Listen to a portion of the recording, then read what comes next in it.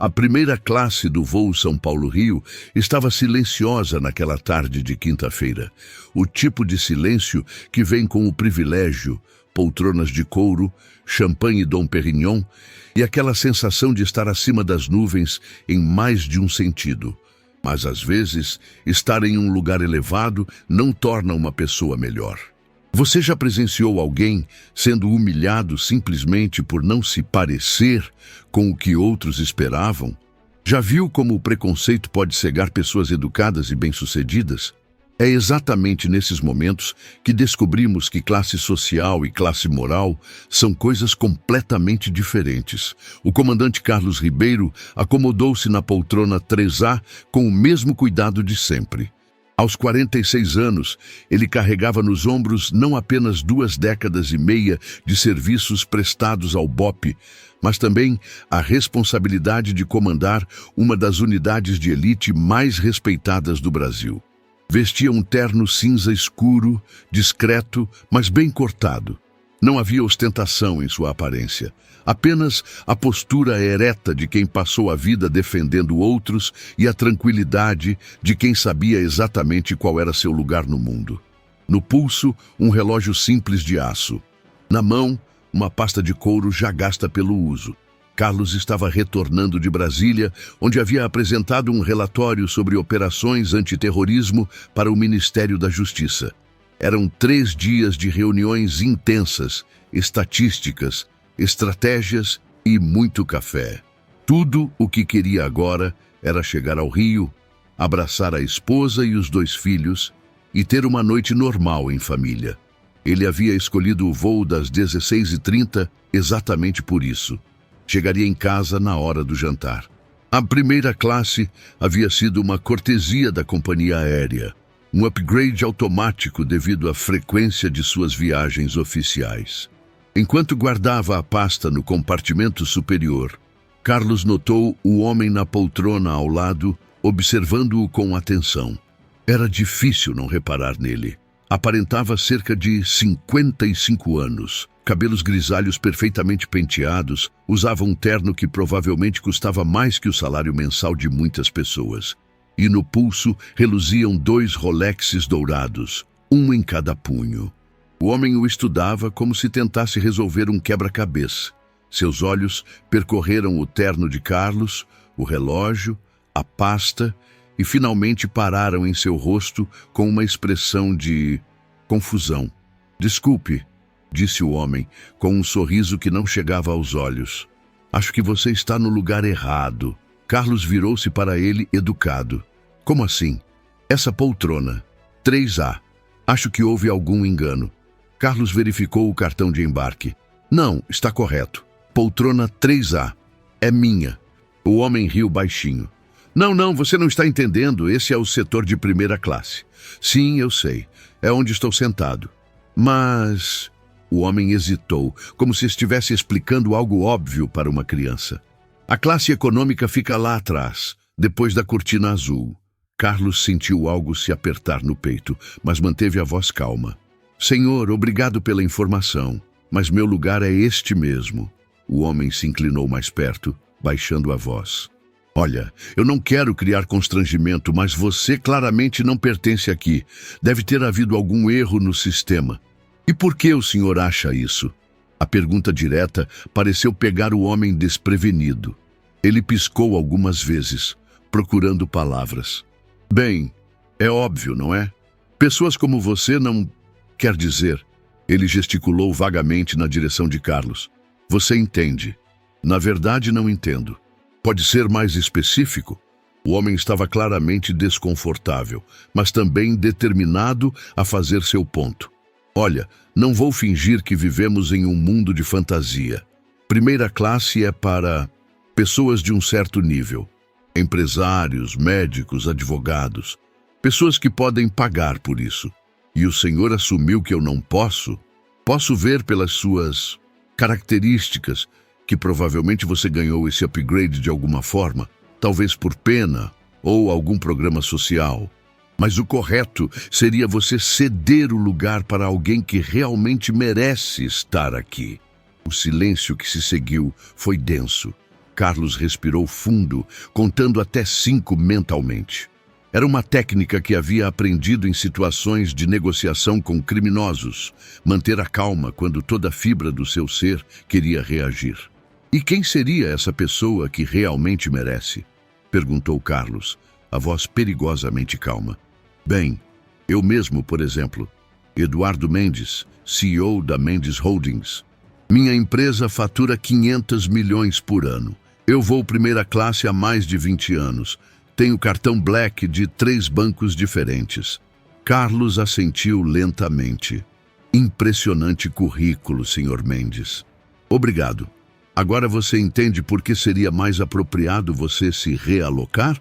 Entendo que o senhor acredita que dinheiro define o valor de uma pessoa. Eduardo franziu a testa. Não é sobre valor, é sobre realidade. Você acha que porque hoje em dia existe essa pressão política de inclusão, qualquer um pode estar em qualquer lugar? Qualquer um como eu? Exatamente. Eduardo pareceu aliviado por Carlos finalmente entender. Não é nada pessoal, é apenas ordem natural das coisas, cada um no seu lugar. Carlos se virou completamente para Eduardo. E qual seria o meu lugar? Na econômica, obviamente. Ou melhor ainda, trabalhando. Não sei, talvez como segurança do aeroporto? Motorista? Algo assim. Algo assim, Carlos repetiu. Sim, trabalhos honestos, claro, mas dentro da sua capacidade. A comissária de bordo se aproximou nesse momento. Uma jovem loira de cerca de 25 anos. Senhores, posso oferecer algo para beber antes da decolagem? Eduardo imediatamente sorriu para ela. Champanhe Dom Perignon 2010, querida. E pode verificar se houve algum erro com a reserva deste senhor aqui? Ele apontou para Carlos. Acho que ele deveria estar na econômica. A comissária olhou para Carlos, depois para Eduardo, claramente desconfortável. Senhor, eu verifiquei a lista de passageiros. O senhor Ribeiro está corretamente alocado na 3A. Ribeiro? Eduardo repetiu. Que tipo de trabalho você faz, senhor Ribeiro? Trabalho com segurança pública, respondeu Carlos simplesmente. Ah, Eduardo deu uma risada alta. Eu sabia. Segurança pública, ou seja, guarda municipal, certo? Ou talvez porteiro de algum prédio público. Algo assim, disse Carlos novamente. Viu? Eu sei reconhecer as pessoas, tenho experiência. Eduardo se virou para a comissária. Querida, certamente há alguma política da empresa sobre upgrades sociais? Essa história de dar primeira classe para funcionários públicos está ficando ridícula. A comissária estava visivelmente desconfortável. Senhor, o senhor Ribeiro tem direito a estar aqui como qualquer outro passageiro. Direito? Eduardo riu. O salário dele provavelmente não paga nem o imposto que eu pago sobre este assento. Carlos finalmente falou. Senhor Mendes, posso fazer uma pergunta? Claro, pode falar. O senhor já salvou uma vida? A pergunta pegou Eduardo de surpresa. Como assim? É uma pergunta simples. O senhor já salvou a vida de alguém? Eu gero empregos. Isso salva vidas economicamente. Não isso. Eu pergunto se o senhor já colocou fisicamente sua própria vida em risco para proteger outras pessoas. Eduardo pareceu irritado. Que pergunta estranha. Por que eu faria isso?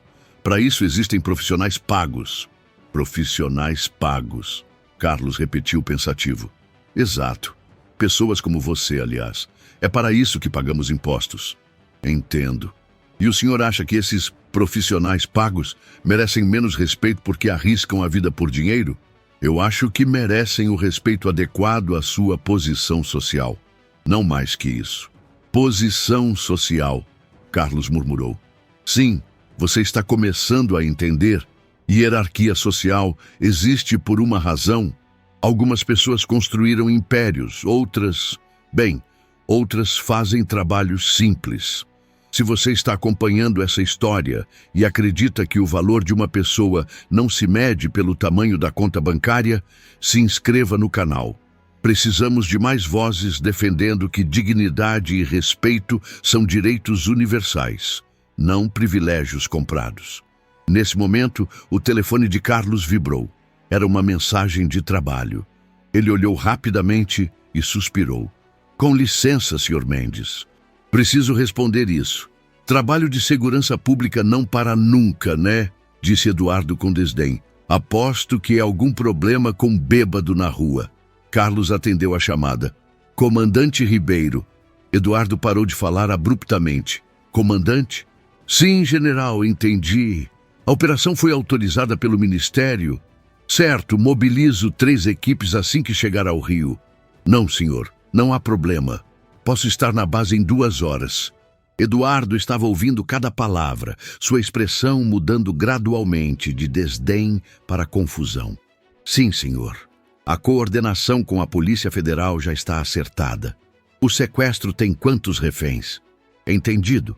Ativo o protocolo antiterrorismo imediatamente. Carlos desligou e se virou para Eduardo, que estava pálido. Desculpe a interrupção, Sr. Mendes. O senhor estava dizendo alguma coisa sobre trabalho simples? Você disse comandante? Sim, comandante Carlos Ribeiro, BOP, Batalhão de Operações Policiais Especiais. O silêncio que se seguiu foi absoluto. Eduardo piscou várias vezes, como se tentasse reorganizar as informações na cabeça. BOP! Sua voz saiu fraca. Isso mesmo, 25 anos de carreira. Comando uma unidade de elite de 150 homens e mulheres especializados em situações de alto risco. Eduardo engoliu seco. Mas você parecia... Parecer o quê, Sr. Mendes? Eu não imaginei que um comandante do BOP pudesse ser negro, ou que alguém que arrisca a vida defendendo a sociedade pudesse ter direito à primeira classe. Eduardo estava suando. Não, isso não é o que eu quis dizer. Então, o que o senhor quis dizer quando afirmou que eu deveria estar trabalhando como segurança ou motorista? Quando disse que pessoas como eu não pertencem aqui? Comandante, foi um mal-entendido terrível. Mal-entendido? Carlos se inclinou para frente.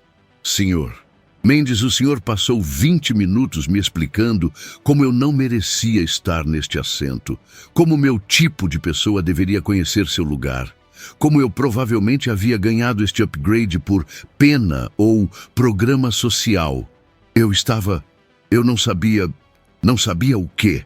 Que oficial militar merece respeito ou que não deveria julgar as pessoas pela cor da pele? Eduardo tentou se recompor. Comandante, eu peço sinceras desculpas. Obviamente, eu não teria dito nada se soubesse quem o senhor era. Ah, então o problema não é o que o senhor disse. O problema é para quem o senhor disse. Não é isso. O senhor quis dizer que teria me respeitado se soubesse minha patente.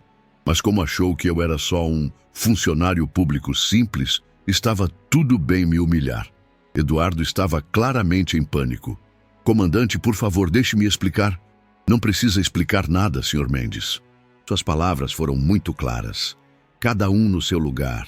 Pessoas como você. Ordem natural das coisas. Foram suas palavras exatas. Eu estava sendo estúpido. Estava sendo honesto, corrigiu Carlos.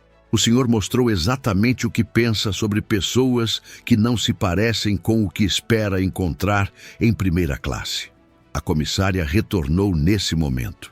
Comandante Ribeiro, o capitão gostaria de cumprimentá-lo. Ele soube que o senhor está a bordo. Claro, disse Carlos, se levantando. Eduardo aproveitou o momento. Comandante, posso falar com o senhor quando voltar? O senhor já falou bastante, Sr. Mendes. 5 minutos depois, Carlos retornou do cockpit. O capitão havia agradecido seus serviços e mencionado que seu filho estava se candidatando ao BOP. Eduardo estava esperando, visivelmente agitado. Comandante, eu preciso me desculpar adequadamente. Sr. Mendes, Carlos se sentou calmamente. O senhor quer se desculpar porque descobriu minha patente. Mas e se eu fosse realmente um motorista ou um porteiro, suas palavras teriam sido menos ofensivas? Não, claro que não. Então por que disse que pessoas como eu não mereciam estar aqui? Porque assumiu que eu havia ganhado este lugar por pena. Eduardo baixou a cabeça. Porque eu tenho preconceitos que não gosto de admitir. A honestidade da resposta surpreendeu Carlos. Pelo menos isso foi sincero. Comandante, eu passei a vida inteira acreditando que sucesso financeiro era a única medida de valor de uma pessoa. Que se alguém não tinha dinheiro, não tinha mérito. E agora? Agora eu me sinto um idiota completo. O senhor dedica a vida a proteger pessoas como eu, e eu o tratei como se fosse inferior. Carlos estudou o rosto de Eduardo. Senhor Mendes, posso contar uma coisa? Por favor. No mês passado, minha equipe resgatou 17 pessoas de um cativeiro. Entre elas, 3 empresários que haviam sido sequestrados.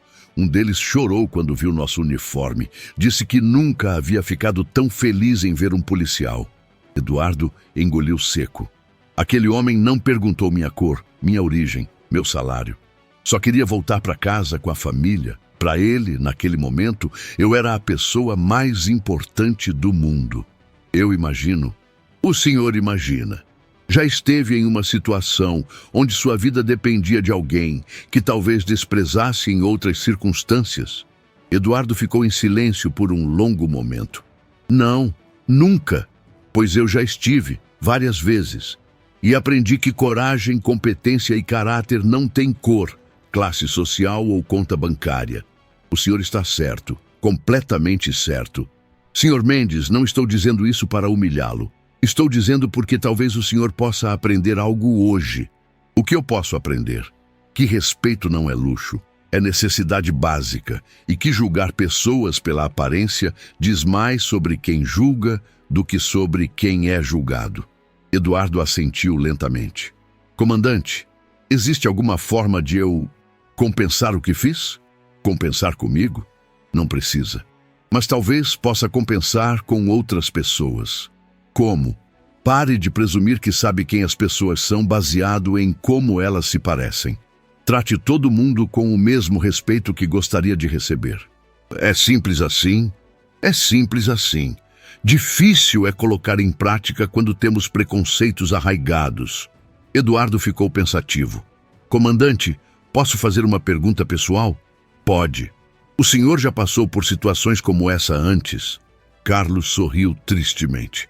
Senhor Mendes, se eu contasse todas as vezes que fui questionado por estar em lugares onde não deveria estar, não chegaria nem na metade do voo.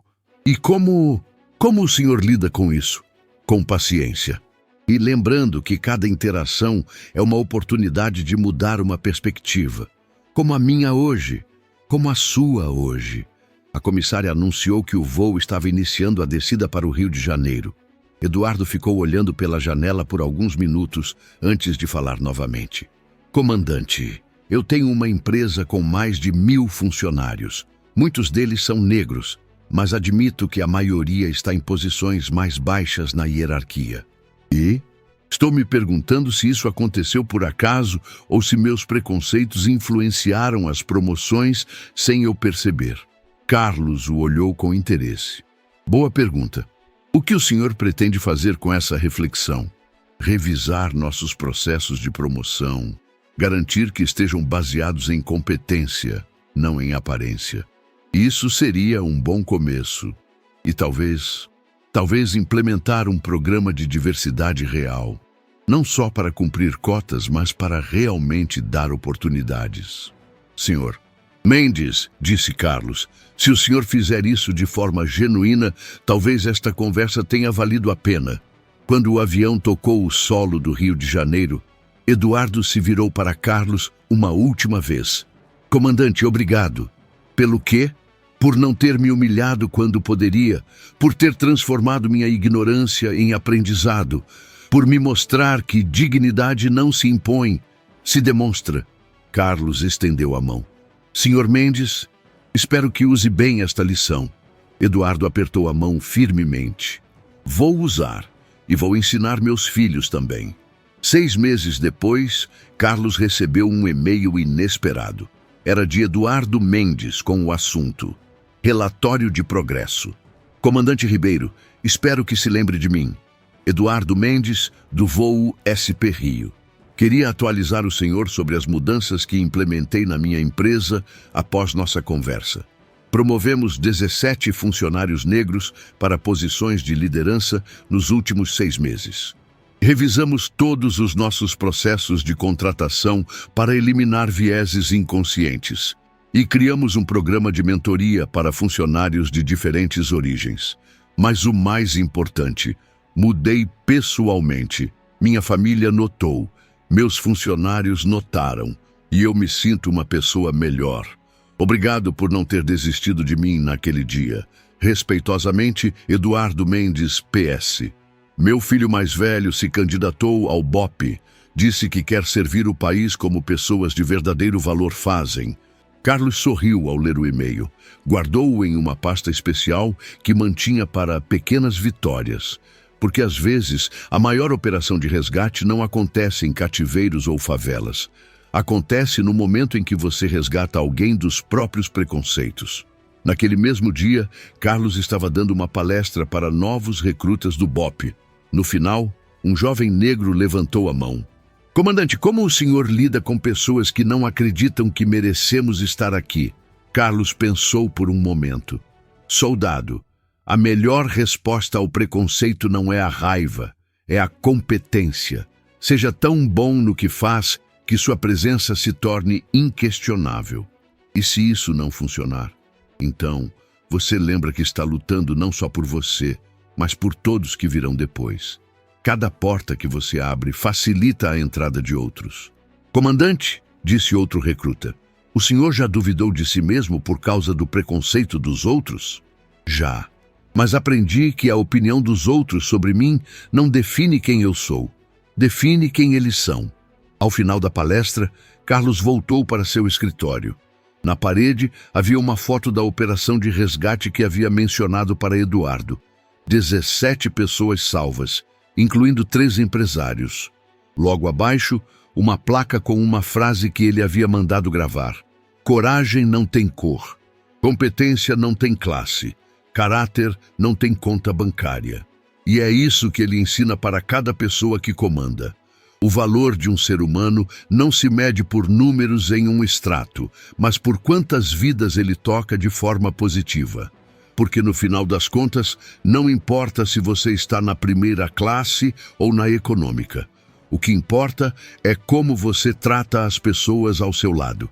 Se essa história te fez refletir sobre os próprios preconceitos e como cada um de nós pode ser melhor no dia a dia, compartilhe com quem precisa ouvir. Inscreva-se no canal para mais histórias que mostram como pequenas mudanças de atitude podem transformar vidas. Porque às vezes a conversa mais importante não é a que temos com outros, é a que temos com nós mesmos no espelho. E você, já se questionou sobre seus próprios preconceitos? Já foi a pessoa que fez diferença na vida de alguém? Ou a que precisou de alguém para abrir os olhos?